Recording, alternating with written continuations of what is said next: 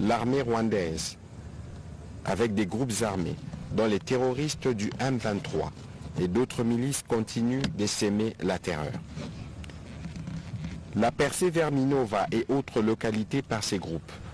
a créé une instabilité et des déplacements massifs de la vie de nos concitoyens.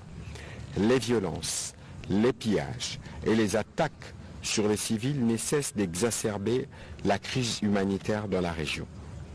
Le président de la République, chef de l'État, a tenu à saluer le courage et la détermination de nos forces qui se battent sans relâche pour défendre l'intégrité du pays au péril de leur propre vie. Leur engagement est un acte héroïque face à une situation complexe et dramatique. Il a insisté sur la nécessité de lancer à nos populations dans l'est du pays, particulièrement celles affectées par ces violences, un message de solidarité et de soutien, car ces populations font preuve de résistance, de résilience dans des conditions difficiles. Nous devons constamment rappeler avec conviction que leur souffrance n'est pas ignorée. Les sacrifices qu'elles consentent ne sont pas vains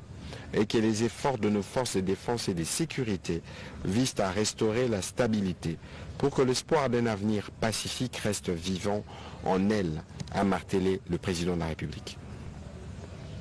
Dans ce contexte de crise,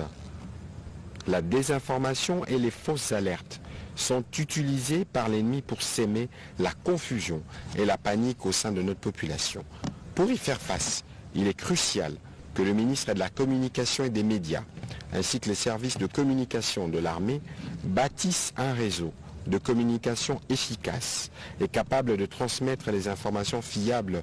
et réelles aux populations locales, renforçant ainsi leur action en cours. Dès lors,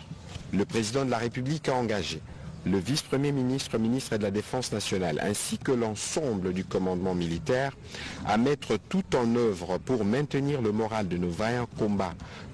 combattants qui se battent courageusement sur le front pour la paix et la sécurité de notre nation à un niveau élevé, en assurant un ravitaillement suffisant et en garantissant les conditions nécessaires pour leur permettre de remplir leur mission avec détermination et efficacité.